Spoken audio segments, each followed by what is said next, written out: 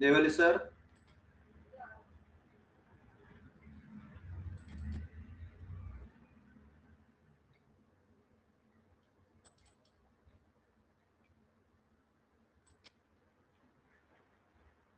Mahesh sir.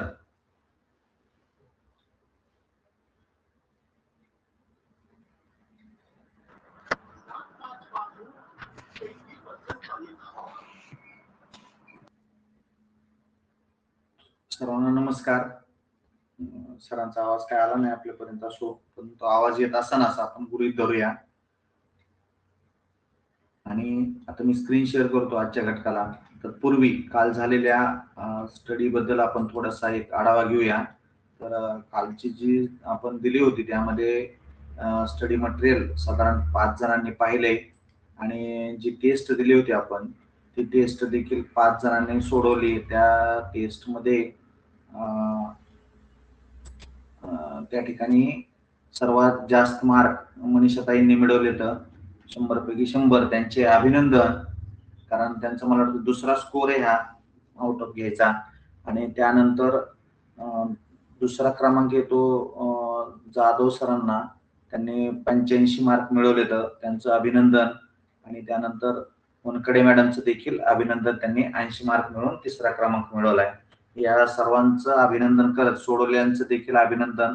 यामध्ये फक्त 5 जणांनी पेपर सोडवलाय. गणेश सर, अमोल पुजारी सर. त्या ठिकाणी बाकी सोडवलेले नाहीत. तर मागच्या राहिलेल्या सर्व टेस्ट आपण आज उद्या पूर्ण करायच्या. त्याचबरोबर ज्या मागची 7 आठवड्याची जी साप्ताहिक टेस्ट होती, वीकली टेस्ट म्हणतो आपण त्याला, ती देखील पूर्ण करा. ती 50 मार्क 50 प्रश्नांची होती, 2 मार्काची. आज आता जी आपण देणार आहेत ती 100 प्रश्नांची आणि 100 मार्काची अशी असणार आहे. तर त्याच्यासाठी वेळ देखील लक्षात असू द्या की आपल्याला 150 प्रश्नांसाठी आपल्याला किती वेळ मिळतात? फक्त 2.5 तास मिळतात. तर आपण तिथं वेळ काउंट करून घेऊया की साधारण 1.5 तास आपण ह्याच्यासाठी धरू. 1.5 तासात हा पेपर कसा कव्हर होईल याचा विचार करा. आजपर्यंत जे घटक झाले त्या सगळ्या घटकावर आधारित 100 प्रश्नांची आज आपण टेस्ट देणार आहेत रात्री. ते उद्या तुमच्या सवडीनुसार नक्की सोडवा. फक्त एक आहे की एकदा सोडवायला सुरुवात केली तर संपेपर्यंत सोडवायचं थांबू नका.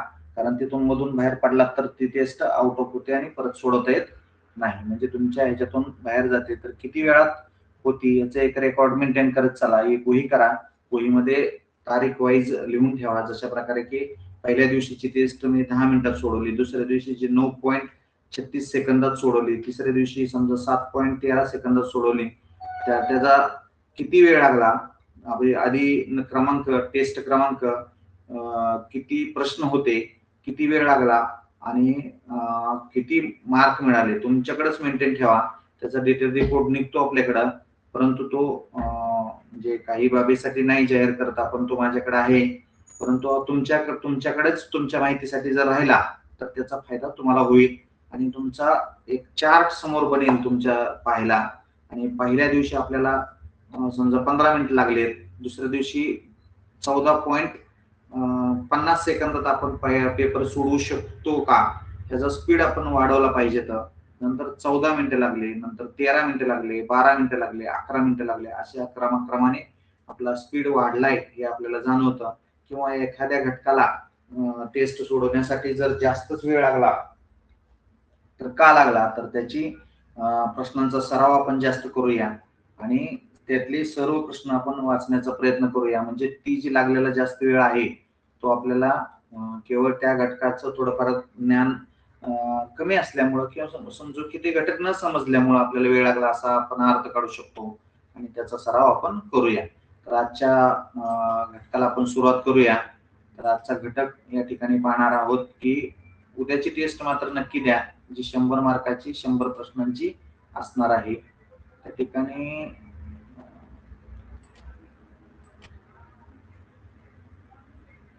2 मिनिटं.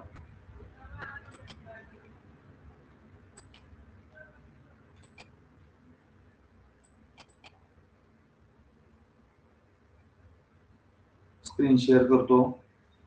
कालपासून काहीतरी व्हायला स्क्रीनला.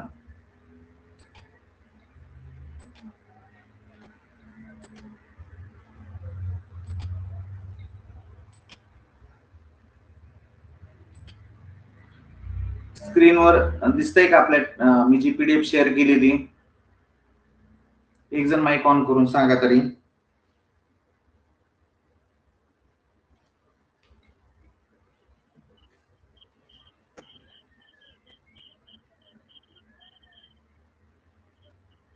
सांगता का कोणीतरी?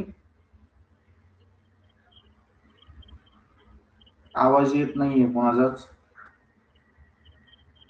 मी पाहतो तरी दुसऱ्या याच्यावरून. आवाज येतो सर. नाही, स्क्रीन दिसते का? स्क्रीन दिसते का सर? स्क्रीन छोटे दिसते एकदम. एक मिनिट मी म्हणजे बघतो कशी दिसते ती.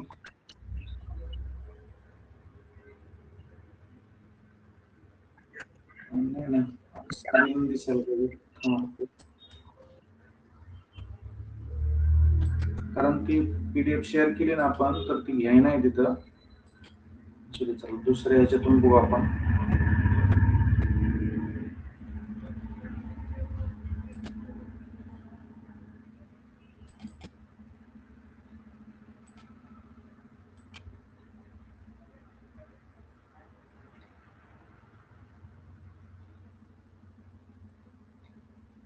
थांबा जरा ओपन होती, थोडा वेळ लागेल.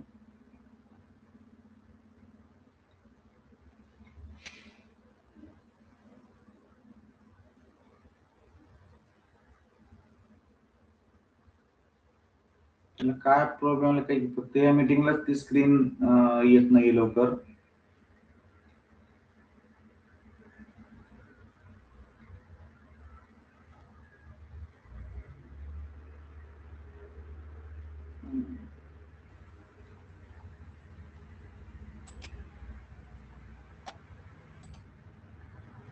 हा तर आता दिसते का?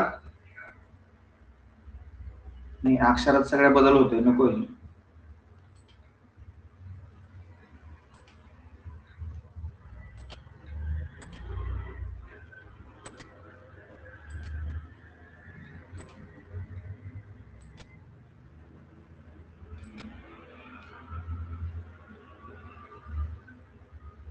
आता दिसते ना सर?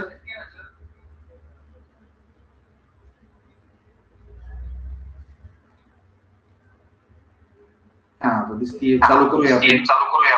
हो ओके, चालतंय. धन्यवाद सर. तर एक मिनिट मी बंद करतो.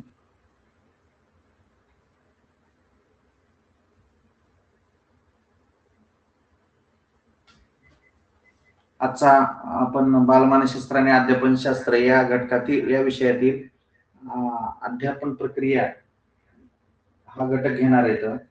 तर अध्यापन प्रक्रिया या घटकामध्ये आपण काय काय अभ्यास करू शकतो किंवा कोणत्या कोणत्या मुद्द्यांचा अभ्यास केला पाहिजे त्याची थोडी थिअरी आपल्या समोर सादर करूयात किंवा आपण समजून घेऊया.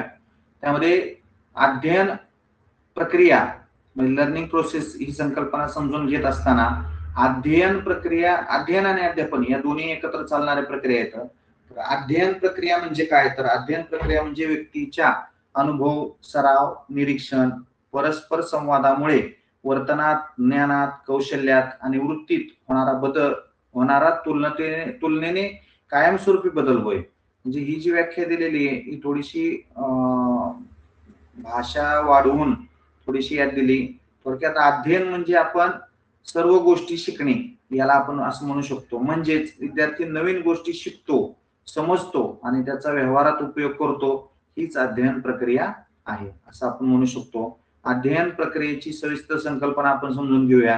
अनुभवांवर आधारित ही प्रक्रिया आहे. विद्यार्थी प्रत्यक्ष अनुभव घेतो, निरीक्षण करतो, त्याचा प्रयोग करतो, त्याचा सहभाग याद्वारे शिकतो आणि त्यामुळे शिक्षण अधिक प्रभावी होते. त्यानंतरचा दुसरा मुद्दा आहे संकल्पनेतील वर्तनात बदल घडवणारी ही प्रक्रिया आहे. अध्ययनामुळे विद्यार्थ्याचं ज्ञान, कौशल्य, विचारसरणी आणि सवयींमध्ये सकारात्मक बदल होतो. तिसरा मुद्दा आहे ही सतत चालणारी प्रक्रिया आहे. अध्ययन ही आयुष्यभर सतत चालणारी प्रक्रिया आहे. अध्ययन ही एक वेळची घटना नसून आयुष्यभर चालणारी प्रक्रिया आहे. शाळा, घर, समाज या सर्वच ठिकाणी शिकणे सुरू असते. त्यानंतरचा चौथा मुद्दा आहे उद्देशपूर्ण प्रक्रिया आहे. अध्ययन ठराविक उद्दिष्ट साध्य करण्यासाठी केलं जातं. शिक्षक विद्यार्थ्याच्या गरजा आणि उद्दिष्टे लक्षात घेऊन त्या ठिकाणी अध्यापन करत असतात. यानंतरचा पाचवा मुद्दा आहे सक्रिय सहभाग आवश्यक असतो. ज्यावेळेस अध्ययन काहीतरी करायचं आपल्याला, त्यावेळेस आता समजा या क्लासमध्ये तुम्ही जॉईन आहात, परंतु तुम्हाला जर सक्रिय तुम्ही नाही राहिला तिथं, तर आपल्या लक्षात मुद्दे येणार नाहीत आणि मग आपल्याला थिअरी समजणार नाही. थिअरी नाही समजली तर त्या ठिकाणी एमसीक्यू नाही समजणार आणि मग आपण ज्यावेळेस परीक्षेला जाऊ त्यावेळेस आपल्याला मग काहीच समजणार नाही. मग तिथं आपण अंदाजे आपण पर्याय निवडून येतो. म्हणजे विद्यार्थी जितका सक्रिय सहभागी होतो तितकं त्याचं अध्ययन अधिक प्रभावी होतं. चर्चा, प्रयोग, प्रात्यक्षिक, प्रकल्प यामुळे देखील शिकणं अधिक वाढतं आणि त्यामध्ये त्याला इंटरेस्ट निर्माण होतो. वैयक्तिक फरकांचा प्रभाव आहे. प्रत्येक विद्यार्थ्याची बुद्धिमत्ता आणि आवड, क्षमता आणि गती वेगवेगळी असते. त्यामुळे अध्ययन प्रक्रियेत वैयक्तिक फरक दिसतात आपल्याला. त्याच्यामुळं तर काही विद्यार्थी हे एक वेळेस सांगितलं तरी, एकदा ऐकलं तरी त्यांना परत सांगण्याची किंवा ते वाचण्याची गरज पडत नाही. काही जणांना वेगवेगळे भाग वाचण्यामध्ये आवड असते, तर काही जणांना ची क्षमता इतकी तल्लख असते, तो शब्द फक्त जरी ऐकला तरी त्यांच्यामध्ये सगळं त्याच्या आसपासचं सगळं ज्ञान लगेच प्राप्त होतं. आणि एखाद्याची गती एवढी असते की एक तेलुगू पिक्चर आहे वाटतं, मला वाटतं आपण देखील पाहिला तो कुठला तर, तो त्या सलून मध्ये बसल्यानंतर ते पुस्तक फक्त बोटाने फिरवतो, म्हणजे असं पानं डायरेक्ट पलटतो आणि त्याच्यातली सगळी बुद्धी त्याच्यात येते, त्या हिरो मध्ये येते. अशा प्रकारची गती काही जणांची वेगळी असते. ती एक निसर्गाने देवाने दिलेली देणगी म्हणून या त्या व्यक्तींना की एवढी त्यांच्यात बुद्धी प्राप्त झाली. जर आपल्यात बुद्धी प्राप्त झाली तर टीएटी साठी नक्कीच आपल्याला ती उपयोगी पडेल असं आपण गृहीत धरू, परंतु ती बुद्धी तशी मिळेलच याची सगळ्यांमध्ये येईल असं नाही सांगता येत. म्हणजे वैयक्तिक फरकाचा प्रभाव असतो. सातवा मुद्दा आहे प्रेरणेचा महत्वाचा वाटा. विद्यार्थ्याला शिकण्याची प्रेरणा मिळाल्यास तो अधिक उत्साहाने शिकतो आणि अध्ययन अधिक परिणामकारक होते. माग सीटीएटीचा आमचा ग्रुप क्रिएट झाला होता. म्हणजे डिसेंबर एंड पर्यंत सीटीएटीचे फॉर्म साधारण नोव्हेंबर मध्ये भरले होते सगळ्यांनी, परंतु त्यावरचा पुस्तकं आणले सगळ्यांनी. ते पुस्तकं बघूनच म्हणजे सगळे शांत कोपऱ्यात ठेवून दिले, ते त्याला कोणच वाचत नव्हतं.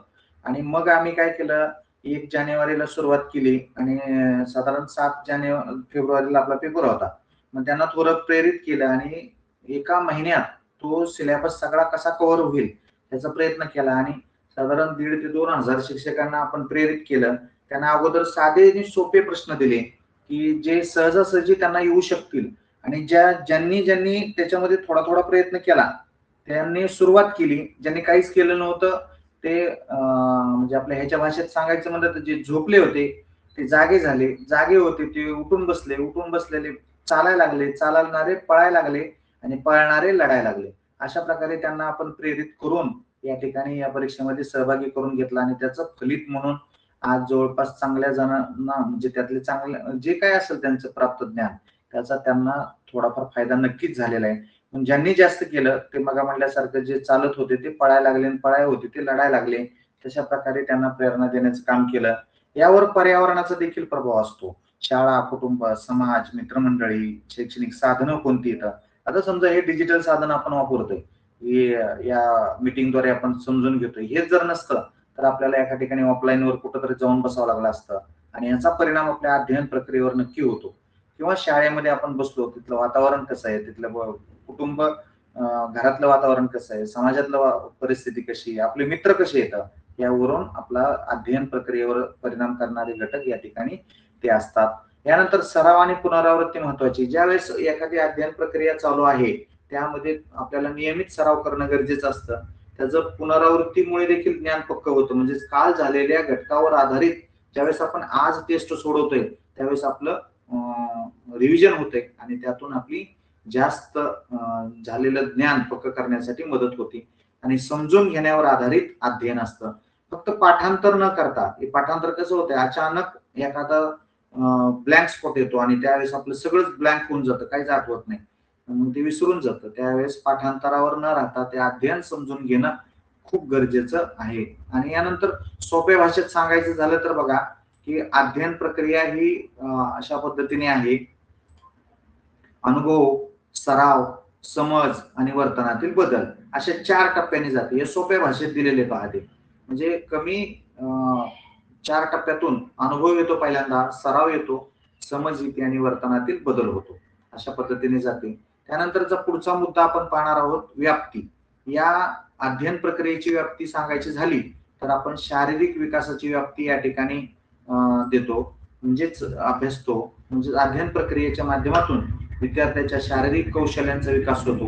खेळ, व्यायाम, हस्तकला, प्रयोग यामुळे शरीराच्या हालचाली आणि समन्वय साधतो. एखाद्या गोष्टीमध्ये समजा आपल्याला कबड्डी खेळायची, कबड्डी खेळत असताना आपल्याला आपला स्पर्श इतरांना झाला पाहिजे, तर त्यांनी आपल्याला पकडलं नाही पाहिजे. त्यावेळेस आपण आपले शरीर, हात, डोळे, पाय या सगळ्यांचं एकमेकांमध्ये समायोजन करतो, एकमेकांमध्ये सुसूत्रता आणतो आणि त्यामधून ते कौशल्य प्राप्त करतो. अशा पद्धतीने समन्वय आपल्याला साधता आला पाहिजे आणि तो सुधारतो कशामुळं, तर अध्ययन प्रक्रियेमुळं. जर आपण अध्ययन म्हणजे शिकलोच नाही, कबड्डीचा सरावच झाला नाही, तर आपण ऑन द स्पॉट नाही खेळू शकत. त्यानंतर आहे दुसरं व्यक्तीमध्ये बौद्धिक मानसिक विकास. यामध्ये अध्ययन प्रक्रियेने विचारशक्ती, तर्कशक्ती, स्मरणशक्ती आणि समस्या सोडवण्याची क्षमता आणि निर्णय क्षमता वाढते. त्याचबरोबर पुढचा मुद्दा येतो भावनिक विकास. विद्यार्थ्याच्या भावना, आत्मविश्वास, सहानुभूती, भावनांवर नियंत्रण ठेवण्याची क्षमता अध्ययन प्रक्रियेद्वारे विकसित होते. ज्यावेळेस सामाजिक विकास त्याचा होण्यासाठी अध्ययनामुळे विद्यार्थ्याला समाजात वागण्याची पद्धत, सहकार्य करण्याची, समूह कार्य करण्याची, नेतृत्व कार्य करण्याची, सामाजिक मूल्ये जपण्याची कौशल्य त्याच्यामध्ये प्राप्त होतं. आणि त्यानंतर होतं नैतिक विकास. यामध्ये विद्यार्थ्यांमध्ये प्रामाणिकपणा, जबाबदारी, शिस्त, कर्तव्य भावना आणि योग्य अयोग्य याची जाणीव, समाजातून आलेल्या इतर अनुभवातून त्यामध्ये ती नैतिकता प्राप्त होते. आणि पुढचा मुद्दा आहे भाषिक विकास. यामध्ये अध्ययन प्रक्रियेमध्ये विद्यार्थ्याची भाषा समजण्याची, बोलण्याची, वाचनाची आणि त्यानंतर लेखन कौशल्य विकसित करण्याची प्रक्रिया होत असते. यानंतरचा मुद्दा आहे सर्जनशीलता आणि कौशल्य विकास. यामध्ये विद्यार्थ्याची कल्पनाशक्ती, सर्जनशीलता, कला, संगीत, प्रकल्प कार्य आणि नवीन कल्पना मांडण्याची क्षमता वाढत असते. जर त्याला एखादा प्रकल्प दिला तर तो त्याच्यासाठी संशोधन करतो, माहिती शोधतो किंवा इतरांकडून किंवा इतर साहित्यातून ते ज्ञान प्राप्त करून घेऊन तो मांडतो. मांडण्याची सुद्धा एक कला आहे. जर ती मांडण्याची कला त्याच्यामध्ये नाही प्राप्त झाली तर त्याच्यामध्ये तो विकास कौशल्य प्राप्त झाला असं आपण म्हणू शकत नाही. त्यासाठी त्याला नवीन ज्ञान हे प्राप्त दुसऱ्याकडून का होईना परंतु शिकून घ्यावं लागेल, समजून घ्यावं लागेल आणि ते तो अंगीकारतो आणि तशा पद्धतीने मांडणी करतो. यानंतर पुढचा मुद्दा आहे जीवन कौशल्यांचा विकास.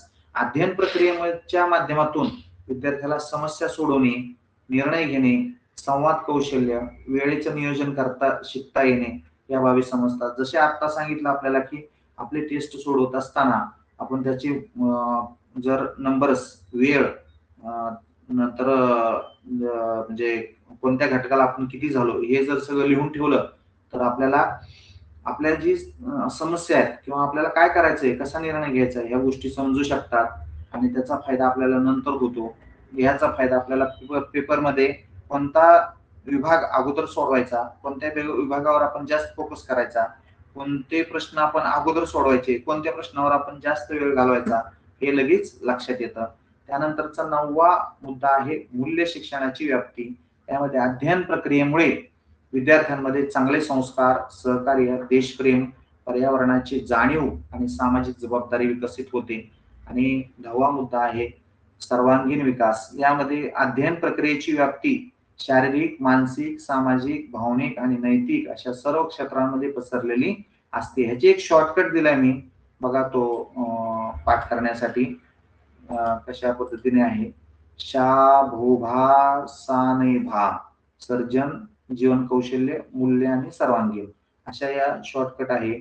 जर याची पीडीएफ मिळणारच आहे तुम्हाला, तर तो तुमच्या वहीमध्ये जर लिहून ठेवला तर आपल्या अध्ययन प्रक्रियेच्या याचा व्याप्तीचं शॉर्टकट आपल्याला लक्षात राहू शकतो.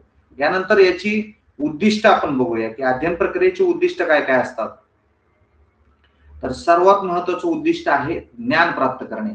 प्रत्येक अध्ययनार्थीला किंवा विद्यार्थ्यांना विविध विषयांचं योग्य आणि सखोल ज्ञान मिळवून देण्याचा प्रयत्न आपण करणं गरजेचं आहे. थोडक्यात सांगायचं झालं तर आता आपण टीएटीची परीक्षा क्रॅक करतोय, या परीक्षेसाठी जे ज्ञान पाहिजेत आपल्याला ते आपण असं शिकतोय. आपण जे आता करतोय ते एक अध्ययनच आहे आणि ह्याचं जी पद्धत आहे तेच उद्दिष्ट तिकडं पण आहे.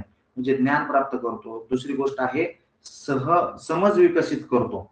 म्हणजे विद्यार्थ्यांना शिकलेल्या गोष्टी केवळ पाठ न करता त्यांचा अर्थ समजून घेणे. म्हणजे दुसरा जो मुद्दा येतो त्यामध्ये पहा की बरेच काही पुस्तक आहेत असे, बरेच काही म्हणजे प्रश्नपत्रिका आहेत.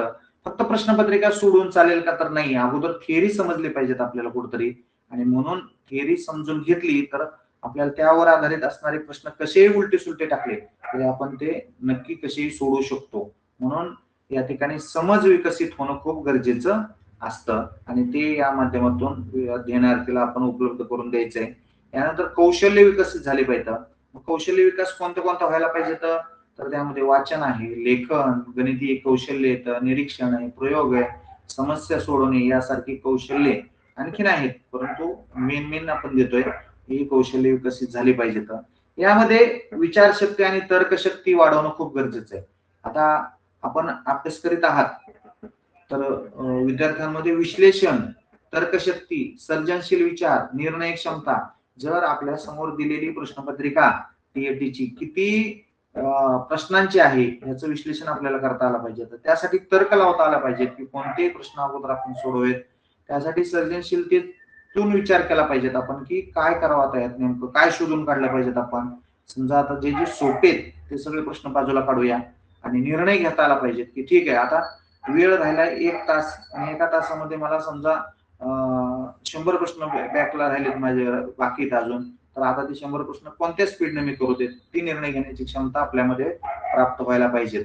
आणि यासाठी चांगल्या सवयी आणि वर्तन निर्माण करणे.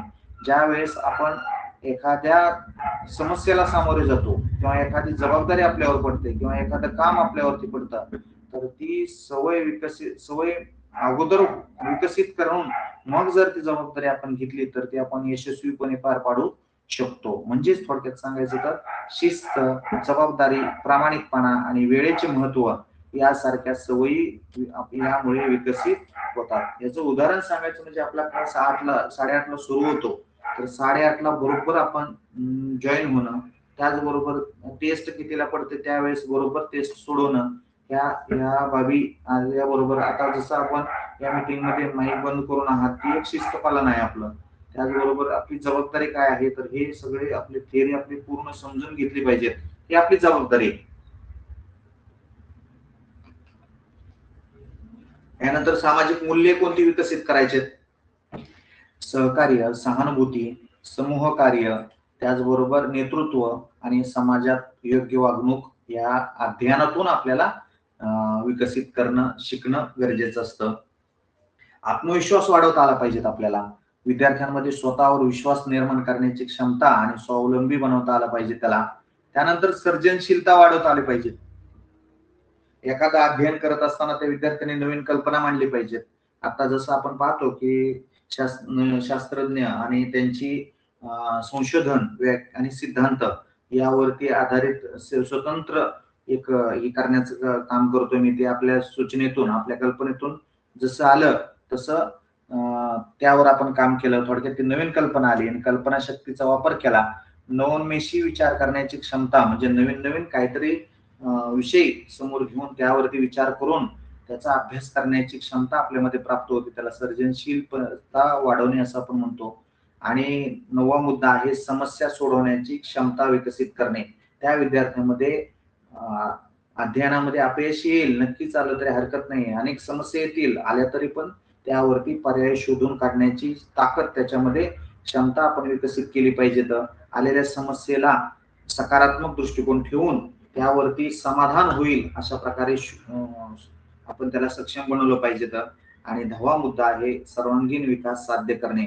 आणि सर्वांगीण हा शब्द आला की त्या ठिकाणी हे 4-5 शब्द आपल्या फिक्स लक्षात ठेवायचे. यात एक भाषिक एक शब्द आहे पहा, शारीरिक, मानसिक, भावनिक, सामाजिक आणि नैतिक अशा या 5 शब्दांना ध्यानात ठेवलं की आपला सर्वांगीण विकास झाला असं आपण म्हणू शकतो. यानंतर ह्याची एक शॉर्टकट आहे, ते वर दाखवतोय मी, की ज्ञान, समज, कौशल्ये, विचारशक्ती, चांगले वर्तन, सामाजिक मूल्ये, आत्मविश्वास, सर्जनशीलता, समस्या निराकरण आणि सर्वांगीण विकास अशा पद्धतीने याचं शॉर्ट की आपण म्हणू शकतो. यानंतर वैशिष्ट्य पाहू आपण. अध्ययन ही सतत चालणारी प्रक्रिया आहे, कायम चालू राहणार आहे, अनुभवांवर आधारित ही प्रक्रिया आहे. त्याचबरोबर वर्तनात बदल घडवते, त्यामध्ये ज्ञान, कौशल्य, सवयी, वृत्ती यामध्ये सकारात्मक बदल होतो. उद्देशपूर्ण प्रक्रिया आहे, यामध्ये अध्ययन करत असताना त्याचा कुठला तरी एक ठराविक उद्देश असतो. आपण आता इथं क्लासला जॉईन आहात कारण आपल्याला टीएटी क्रॅक करायची. जर आपल्याला टीएटी क्रॅक करायची नसती आणि ही झालं असतं तर आपण इथं जॉईन झाला नसतात. कारण आपण म्हणतो की जाऊ द्या, आपल्याला काय त्याचं काय देणं घेणं का नाही. आता आपण टीएटी क्रॅक करतोय परंतु टेटच्या टीआयटीच्या क्लासला जॉईन होतोय का नाही होत तिथं, कारण का त्याचा आणि आपला काही संबंधच नाही ना. अशा प्रकारे सक्रिय सहभाग आहे का आपण, प्रत्येक मिटिंगला आपण सक्रिय सहभाग आहात ते ऐकून घेतात लक्ष देऊन, तसं त्या अध्ययनार्थीने देखील तिथं सक्रिय सहभागी होऊन लक्ष देऊन समजून घेतलं पाहिजे, तरच ते शिक्षण अधिक परिणामकारक होतं. नंतर 6वा मुद्दा आहे वैयक्तिक फरक दिसून येतात. प्रत्येक विद्यार्थ्याची आवड, क्षमता, गती, बुद्धिमत्ता ह्या सगळ्या गोष्टी वेगवेगळ्या असल्यामुळं त्यांची शिकण्याची पद्धत सुद्धा वेगळी असते. आता समजा आपण काही जण याच्यावर नुसती नजर टाकतात, जाऊ द्या फक्त हेडफोन लावले, ऐकून घेतलं, समजून घेतलं, डायरेक्ट उत्तरं सोडवून टाकली. तर काही जणांना त्याच्यासाठी वाचावं लागतंय, थोडाफार सराव करावा लागतोय. काही जणांना त्यामध्ये गती इतकी असते की काहीच नाही, पेपर समोर आला की धडा धडा धडा की पहिल्या तासाभरात 150 प्रश्नांना गोल करून मोकळे झाले. मग त्यातलं बरोबर असतील किती, चुकीचं असतील किती असं बी नाही सांगता येत, परंतु त्यांची ठरलेली गती असते, काही टेक्निक ठरलेले असतात आणि बुद्धिमत्ता ही प्रत्येकाची वेगवेगळी असते. प्रेरणेचा महत्वाचा प्रभाव या ठिकाणी होतो. म्हणजे प्रेरणा मिळाल्यास विद्यार्थी अधिक उत्साहाने आणि जलद शिकतो. जशा प्रकारे आपल्याला टेस्टच्या माध्यमातून, वाचनाच्या माध्यमातून, क्लासच्या माध्यमातून प्रेरित केलं जाते, तसंच विद्यार्थ्याला देखील ज्यावेळेस आपण त्याला बक्षीस देऊ, त्याला एखादं कौतुक करू, एखादा सन्मान देऊ, त्यावेळेस त्याला मोटिवेट केल्यासारखं होतं आणि तो परत तेवढाच जास्त ताकदीने पुन्हा करायला सुरुवात करतो. नंतर सराव आणि पुनरावृत्ती आहे, त्याचा देखील ज्ञान पक्क होतं. वातावरणाचा प्रभाव पडतो आणि सर्वांगीण विकास घडवणारी ही प्रक्रिया आहे. हे शॉर्टकट आहे, सतत चालणारी प्रक्रिया, अनुभव, वर्तन बदल, उद्देशपूर्ण, सक्रिय सहभाग, वैयक्तिक वैयक्तिक फरक आहे, प्रेरणा, सराव, वातावरण आणि सर्वांगीण विकास या गोष्टींचा यामध्ये प्रभाव पडतो. यानंतर सर्वात महत्वाचं म्हणजे यातील काही सिद्धांत आपण बघणार आहेत, जे मग मी म्हटलं होतं की या ठिकाणी आपण समजून घेणार आहोत. त्यामधले काही सिद्धांत इथं दिलेत मी. तर त्यामध्ये पहिला सिद्धांत आहे एडवर्ड थॉर्नडिकचा. यामध्ये तो काय म्हणतो की यांचा प्रयत्न चूक सिद्धांत, या सिद्धांताचं आपण थोडक्यात माहिती घेऊया.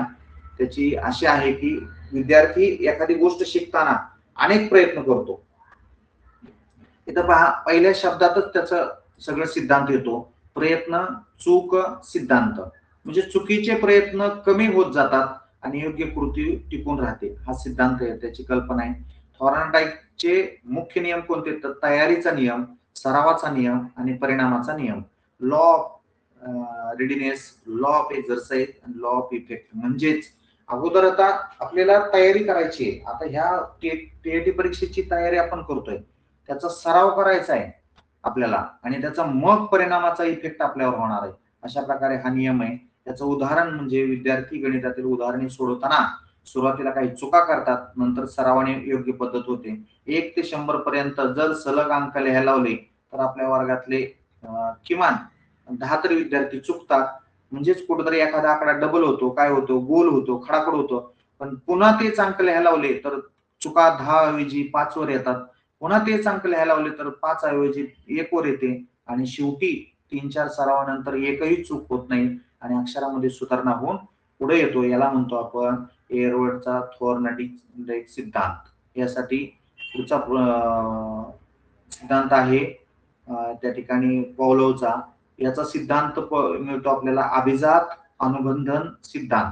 या सिद्धांतामध्ये या थिअरीमध्ये आपण असं समजून घेतो की नवीन उद्दीपन आणि नैसर्गिक प्रतिक्रिया यांचा संबंध तयार होऊन शिकणे घडते। म्हणजे काय पहा, तर याचा प्रसिद्ध प्रयोग आहे, पॉवलोव यांनी कुत्र्यावर प्रयोग केलाय। घंटा वाजवली, अन्न दिलं। काही वेळाने फक्त घंटा वाजवली तरी कुत्र्याच्या तोंडाला पाणी सुटले। हा आपल्याला झालेला सिद्धांत आहे, म्हणजे आपण 7वी 8वी होतो त्या काळामध्ये। आणि याचा उपयोग काय होतो शिक्षणामध्ये, तर शिक्षक सकारात्मक वातावरण तयार करून विद्यार्थ्यांमध्ये अभ्यासाची आवड निर्माण करू शकतात। म्हणजेच याचं उदाहरण असं सांगता येईल आणखीन आपल्याला की वर्गामध्ये जर समजा सगळे उत्तर बरोबर आली तर त्यांना एक वही भेट आहे, असं जर आपण म्हणलं तर त्या ठिकाणी वहीच्या अपेक्षेने सर्वजण बरोबर लिहायचा प्रयत्न करतील। किंवा सगळ्यांना चॉकलेट, जे बरोबर करणार त्यांना चॉकलेट, वेळेच्या आत सोडणाऱ्यांना चॉकलेट म्हणलं तर ती चॉकलेटच्या अपेक्षेने सोडतात आणि नंतर चॉकलेटच द्यायचं ठरवलं तर मुलं त्यांच्या तोंडाला पाणी सुटतं की एवढ्या वेळेस हे मिळणार आहे आपल्याला, चला आपण बरोबर करायचं म्हणून। अशा प्रकारे हा पॉवलोवचा सिद्धांत आहे। त्यानंतरचा पुढचा सिद्धांत पाहणार आहोत B.F. स्किनरचा। त्यामध्ये तो म्हणतो की क्रियात्मक अनुबंधन सिद्धांत। याची मुख्य कल्पना अशी आहे की विद्यार्थ्याच्या वर्तनावर बक्षीस आणि शिक्षा यांचा प्रभाव असणे। म्हणजेच मुख्य घटक आहेत, सकारात्मक बळकटीकरण व्हायला पाहिजे, रिवॉर्ड, त्यानंतर नकारात्मक बळकटीकरण, शिक्षा आणि पुनर्बलन। म्हणजेच त्यामध्ये विद्यार्थ्याने चांगले उत्तर दिल्यास शिक्षक कौतुक करतात, त्यामुळे विद्यार्थी पुढेही चांगले शिकण्याचा प्रयत्न करतो। ज्या आपल्या वर्गातील एखाद्या विद्यार्थ्याने जर काय एखाद्या प्रश्नाचं उत्तर दिलं किंवा एखादं काहीतरी वेगळं चांगलं केलं तर त्याचं कौतुक करणं या सिद्धांतात येतं। आणि ते केल्यामुळं इतर विद्यार्थ्यांना देखील आपण प्रेरित करतो आणि त्यांना परत ह्या वर्तनावर ह्या विद्यार्थ्यांच्या अध्ययनामध्ये इन्व्हॉल्व करून घेण्यासाठी आपल्याला फायदेशीर ठरतं। यानंतरचा दुसरा सिद्धांत आहे कोहलरचा सिद्धांत। त्यामध्ये तो काय म्हणतो, अंतरदृष्टी सिद्धांत। विद्यार्थी अचानक समजून समस्येचे समाधान शोधतो, म्हणजेच विचार करून एकदम उत्तर मिळते। याचा प्रयोग कसा आहे बघा, कोहलर यांनी चिंपांझीवर प्रयोग केला। चिंपांझीने विचार करून काठी जोडून केळी काढली आणि याचा उपयोग काय होतो, तर समस्या आधारित शिक्षण म्हणजेच प्रॉब्लेम सॉल्व्ह मेथड विद्यार्थ्याच्या कल्पना विचारशक्तीला चालना देते। आपल्याला कावळ्याची गोष्ट माहिती, कावळ्याला तहान लागली, त्याने पाणी नव्हतं, एका बरणीत पाणी होतं, त्या बरणीमध्ये दगड आणून टाकले, पाणी वर आलं, त्याने स्ट्रॉ आणला, स्ट्रॉ त्याच्यामध्ये टाकला आणि त्यातून पाणी पिला। हा या सिद्धांताचं उदाहरण आहे। अशा प्रकारे समस्येवर आधारित असणारा पर्याय शोधणे म्हणजे शिक्षण, याला म्हणायचं विचारशक्तीला चालना देऊन शिकणे। हे या ठिकाणी या कोहलरच्या सिद्धांतानुसार आपल्याला समजतं। तर काही म्हणजे शॉर्ट दिलेत कोणाचे सिद्धांत कसे येतं, तर 4 जणांचे सिद्धांत आपण पाहिले, थॉर्नडाईक, पॉवलोव, स्किनर आणि कोहलर। थॉर्नडाईकने सांगितलं प्रयत्न आणि सरावाचा, पॉवलोवने सांगितला उद्दीपन आणि प्रतिक्रियेचा, स्किनरने सांगितला बक्षीस आणि बळकटीकरणाचा, तर कोहलरने सांगितला अंतर्दृष्टी व विचाराचा। अशा प्रकारे या सिद्धांताचा आपण थोडस म्हणजे हे थिअरी आपल्याला झालेले आहेत, आपण ज्यावेळेस लहानपणी शिकत होतो त्या काळात ह्या थिअऱ्या होऊन गेलेल्या आहेत, परंतु त्याचा आता आठवणं थोडस आपल्याला जड जातं, म्हणून तो त्याचा विचार करून आपण या ठिकाणी समजून घेत आहोत। तर यानंतरचा काही प्रश्न आपण समजून घेऊया। प्रयत्न चूक सिद्धांत कोणाचा आहे, आपण वरच इथं दिलंय पहा, प्रयत्न आणि चूक हा सिद्धांत कोणाचा आहे, तर थॉर्नडाईक 1 नंबरचा पर्याय इथं दिले, सॉरी 3 नंबरचा पर्याय थॉर्नडाईक हा, जे वर नाव आहे सगळ्यात। त्यानंतर दुसरा आहे क्लासिकल कंडिशनिंग हा सिद्धांत कोणाचा आहे, तर पॉवलोवचा सिद्धांत येतो, उद्दीपन आणि प्रतिक्रिया। या ठिकाणी ऑपरेटिंग कंडिशनिंग हा सिद्धांत कोणाशी संबंधित आहे, तर स्किनर बरोबर आहे। इनसाइट लर्निंग सिद्धांत कोणी मांडला, तर त्या ठिकाणी कोहलरने मांडला। अशा प्रकारे सिद्धांताचे भरपूर प्रश्न दिलेत या ठिकाणी, हे जरी वाचले तरी आपले भरपूर सराव होईल। यानंतर काही नकारात्मक प्रश्न आहेत, काही सकारात्मक प्रश्न आहेत, त्या जोड्या लावा आहेत, आपण जोड्या लावा पाहूया, म्हणजे जरा वेगळ्या स्वरूपाचा प्रश्न तुमच्या लक्षात येईल। की कशा पद्धतीने आहे ते. हा, इथे घेऊया जोडी आपण. सकारात्मक हस्तांतरण त्या ठिकाणी काय असू शकतं, तर सकारात्मक हस्तांतरण म्हणजे काय होईल, तर जुने ज्ञान नवीन शिक्षणाशी मदत करते. ए ला एक ची जोडी म्हणजे ए ला एक पर्याय असणारे हे दोन पर्याय आहेत बघा. एक आहे आणि हा एक आहे. म्हणजे ए ला एक असणारे हे दोन पर्याय आलेत आपल्याकडे आता. मग आता आपल्याला काय करता येईल इथं, ए ला एक असणारे हे दोन पर्याय झाले. असे मार्किंग करून घेत चला, म्हणजे आपल्याला काय होईल की पर्याय शोधायला सोपं जातं. त्यानंतर दुसरा पाहू आपण, नकारात्मक हस्तांतरण म्हणजे काय, तर जुने ज्ञान अडथळा ठरते. लगेच लागूनच आहे त्याला. म्हणजे बी ला दोन असणार, हे तर एकच आहे. मग आता हे कटलं, मग हे कटलं तर ह्याला बाजूला काढून टाकायचा डी ला, आणि आपलं उत्तर हे लगेच ए असणार एवढं निश्चित आहे. परत पुढचं बघू, शून्य हस्तांतरण म्हणजे काय, कोणताही परिणाम होत नाही. आणि अर्थपूर्ण हस्तांतरण म्हणजे अनुभवाशी संबंध जोडला, अर्थपूर्ण अध्ययन म्हणजे अनुभवाशी संबंध जोडला जातो. म्हणजेच ए हा पर्याय या ठिकाणी येतो. अशा प्रकारे आपण या जोड्यांचा क्रम जर ठरवला तर आपल्या पाठांतर पण हो, तिथं पेपरमध्ये वेळ पण वाचतो आणि अचूक जोडीकडे आपण जातो. यानंतरची आणखीन एक जोडी पाहूया आपण, प्रेरणा. प्रेरणा म्हणजे काय, तर चुका सुधारण्याची संधी. पुनरावृत्ती म्हणजे काय, तर त्या ठिकाणी शिकण्याची इच्छा नाही होत, शिकण्यास तयारी नाही होत, मात्र ज्ञान दृढ होतं. पुनरावृत्ती म्हणजे दृढ शब्द म्हणजे दृढीकरण म्हणतो ना आपण त्याला, पुनरावृत्तीचं दृढीकरण होतं. अभिप्राय म्हणजे काय, तर त्या ठिकाणी अभिप्राय म्हणजे चुका सुद्धा प्रेरणा म्हणजे शिकण्याची इच्छा निर्माण होणे, आणि अभिप्राय म्हणजे चुका सुधारण्याची संधी देणे. म्हणजे त्या एखाद्या व्यक्तीची काही जर झाले असेल तर त्याला संधी दिली जाते. आणि तयारी म्हणजे शिकण्यास तयार असणे. म्हणजेच ए हा पर्याय या ठिकाणी निवडला जाऊ शकतो. अशा पद्धतीने आपण जर पर्याय निवडले तर आपलं काम सोपं होतं आणि जास्तीत जास्त प्रश्नापर्यंत जातो. आपण काही निगेटिव्ह प्रश्न घेऊया यासोबतच, म्हणजे आपल्याला थोडस लक्षात येईल. ह्याचे केस स्टडी मधले येतं.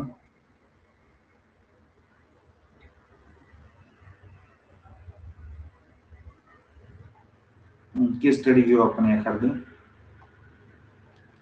खालीलपैकी सक्रिय अध्ययनाचे उदाहरण नसलेले कोणते. बघा आता, चर्चामध्ये सक्रिय सहभाग असतो आपला, प्रकल्पामध्ये सक्रिय सहभाग असतो, फक्त ऐकण्यामध्ये येत नाही आपलं, आणि प्रयोगामध्ये देखील सक्रिय असतो. म्हणून थोडा विचार करत करत जायचं. या ठिकाणी तिसरा पर्याय आपला उत्तर येतं आणि उत्तर सी आले. असे आपण उत्तर निवडायचे. जशा उत्तर निवडत जाता तसे आपल्याला अचूक उत्तराकडे जातं. आणि ज्यावेळेस अचूक उत्तराकडे आपण जातो त्यावेळेस आपल्याला आपण जे सोडवलेत त्या सर्व प्रश्नांची उत्तरे परफेक्ट येत जातात आणि आपला नंबर लगेच वाढतो. अशा पद्धतीने या प्रश्नांचा सराव करा. आपण साधारण सर्व घटकावर आधारित या ठिकाणी प्रश्न दिलेले येतं. या प्रश्नांचा बी सराव करा आणि त्यासोबतच आज ह्या अध्ययन ह्या घटकावर आधारित टेस्ट देतोय, ती पण टेस्ट सोडवा. राहिलेल्या मागच्या टेस्ट सोडवा. स्क्रीन ब्लॅक दिसते का? आता दिसत नव्हतं का महेश सर? स्क्रीन दिसत नाही. मी मग विचारलं तर दिसते म्हणलं. तेवढं थोडा वेळ दिसली, परत बंद झाली, काळी झाली परत. असं आहे, मग सांगत जावा ना मला.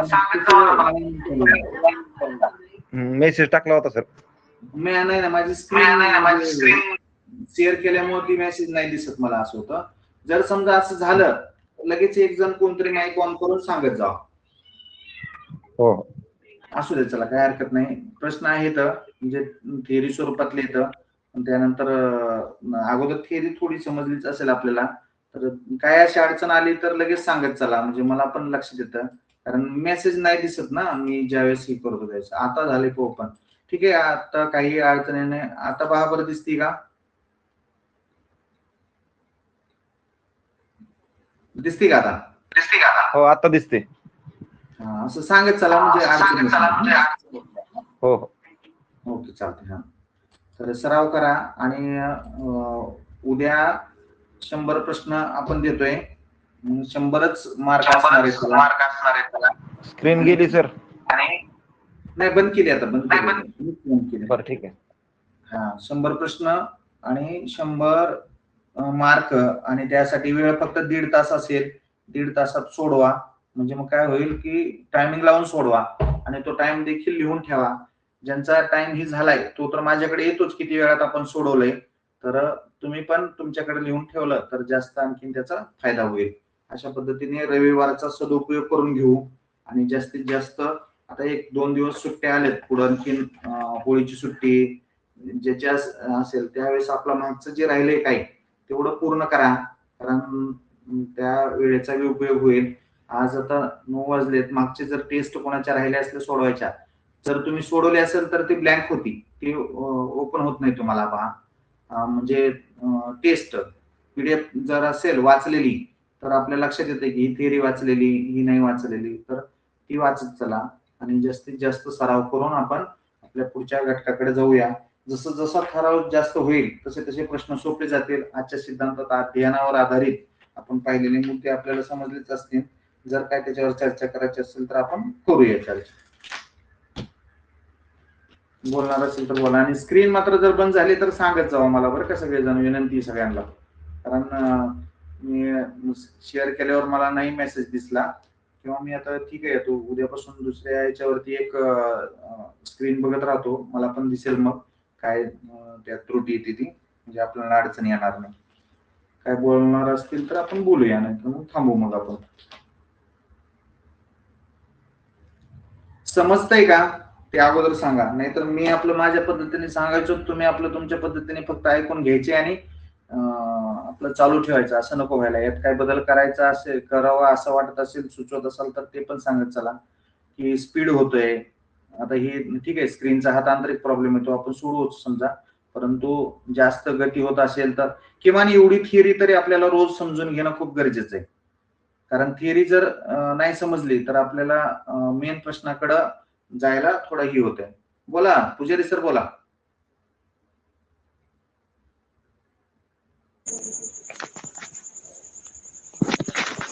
नमस्कार सर. नमस्कार, बोला. सर, शिकवताना ते सुरुवातीला 2 दिवस तुमचा तो चेहरा दिसत होता कोपऱ्यामध्ये. चेहरा दाखवू देत का? नाही सर, ते काय आवडलेलं आहे म्हणजे ते कंटाळवाणा म्हणा किंवा जिवंतपणा येणार याच्यामध्ये. बर. मी काय ते ठेवतो, लक्ष केंद्रित राहत ना, तुमचा चेहरा दिसला ना तर लक्ष केंद्रित करतो आम्ही. ते हे काय होतं सांगलेलं आहे काय असं म्हणजे लक्ष विचलित होऊ शकतं सर. माझं एक वैयक्तिक मत बरं का सर. ओके, चालतं, काय हरकत नाही. स्क्रीन ऑन ठेवून कॅमेरा ऑन ठेवा. कोपऱ्यामध्ये दिसत जावा म्हणजे. तुमचे पण कॅमेरे आपण ऑन ठेवू मग सगळ्याचे, म्हणजे मग कोण बघतंय का, बाहेर जातात काय हे पण दिसेल आपल्याला. मग असं करूयात आपण,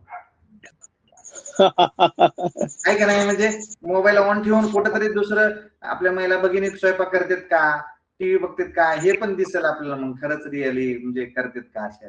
चांगलं आहे तुमचं म्हणणं, बरोबर आहे. कारण कसं होतं, ज्यावेळेस कंटाळवाणं होण्याऐवजी चर्चेत राहतोय आपण, असं वाटावं. म्हणजे कंटिन्यू त्याच्या तुमच्या संपर्कामध्ये राहतंय ना, असं मला म्हणायचं आहे.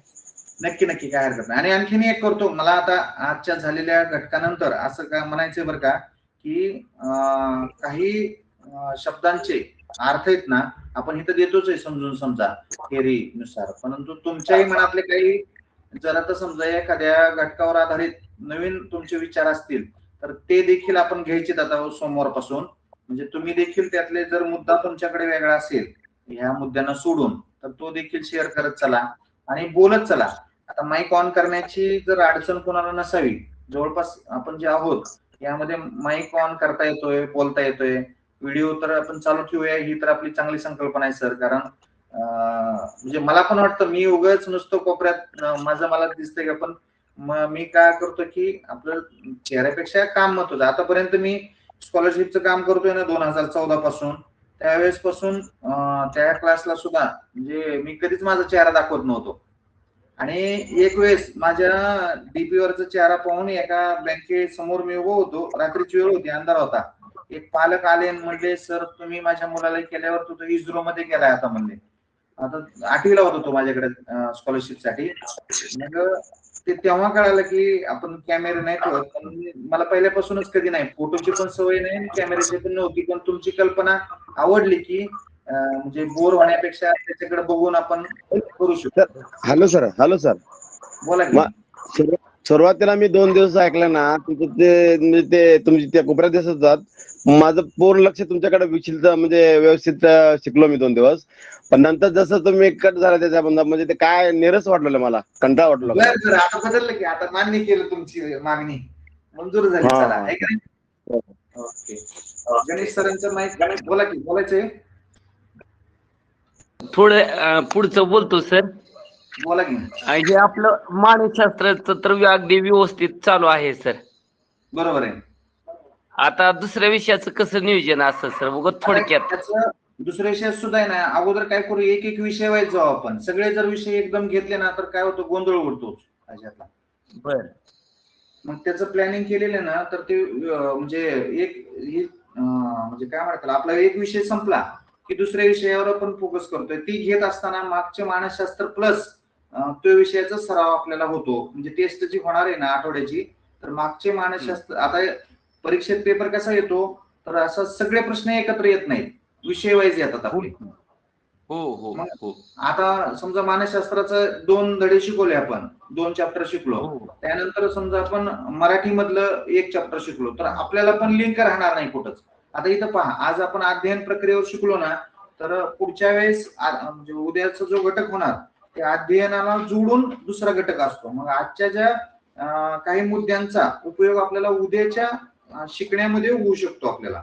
म्हणजे आता उद्या अध्ययन उपपत्ती नावाचा उपघटक आहे आपला, मग त्याला जोडून हे अध्ययन प्रक्रियेचा घटक त्याच्यात ऍड होतो थोडासा मुद्दे, आणि ते लवकर लक्षात येतं. म्हणून एकाच विषयाला धरून एक विषय पूर्ण झाला की मग दुसऱ्या विषयाकडे आपण जाणार आहेत, असं करणार आहेत. हो सर, खूप चांगलं आहे नियोजन. ठीक आहे. स्कॉलरशिपचं बी मी काय करतो सर, खरं सांगतो, माझं तर चालू आहे ना स्कॉलरशिपचं करतो ना मी, तर एक आठवडाभर एकच विषय शिकवतो फक्त.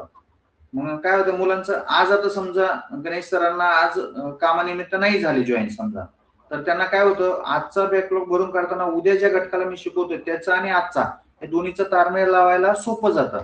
पण आज मराठी शिकवलं ना, उद्या गणित शिकवलं ना, तर आजचं काय शिकवलं ते पूर्णच विसरून जातं, उद्या नवीनच असतं परत. मग ते मेळच बसत नाही त्यांना. मग एक आठवडा मराठी, एक आठवडा गणित, एक आठवडा इंग्लिश आणि एक आठवडा बुद्धिमत्ता, असं महिन्यातले 4 आठवडे आपले पूर्ण होते. आणि 4 आठवड्यात 1 महिना केला, आता असे साधारण 3-3.5 महिने अभ्यासक्रम संपवतो. म्हणजे 120-22 दिवसात स्कॉलरशिप क्लिअर होतं बाजूला सगळं.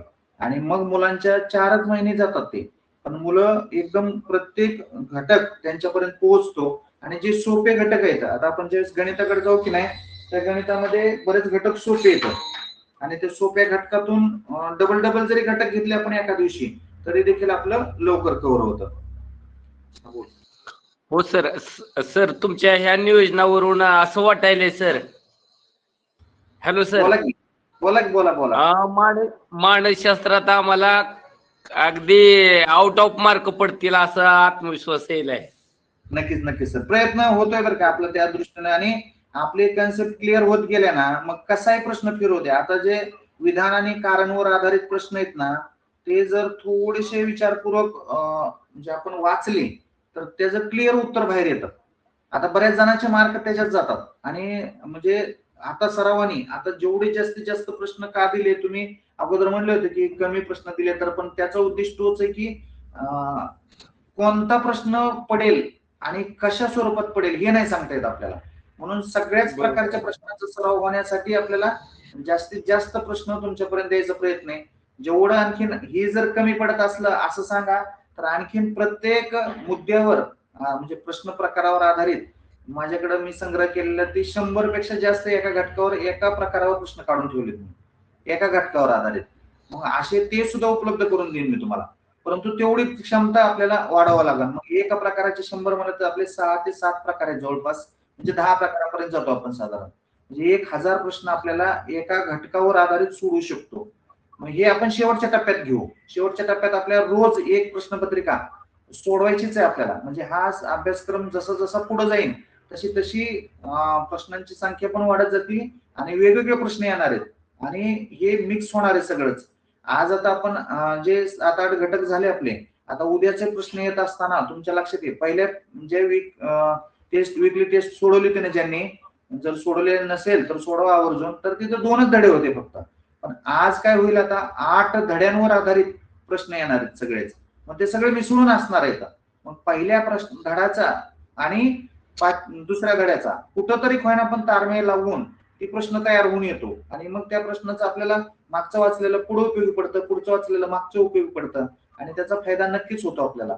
आणि हे का केलं नियोजन ते पण सांगतो, कारण आपली जी प्रश्नपत्रिका येते त्यामध्ये अगोदर सीडीपी येतो, त्यानंतर आपली गणित येतं, गणितानंतर पर्यावरण येतं, पर्यावरण नंतर मराठी येतो म्हणजे फर्स्ट लँग्वेज, आणि त्यानंतर सेकंड लँग्वेज येतो. त्यांनी जर हे केलं नसतं तर आपल्याला मग मिक्सच घ्यावं लागलं असतं, परंतु त्यांनी आपल्याला सुटेबल करून दिले जराशी, तर आपण त्या सुटेबल केल्याचा फायदा कुठेतरी एक वेगळ्या अभ्यासासाठी करूया म्हणून असं केलं नियोजन.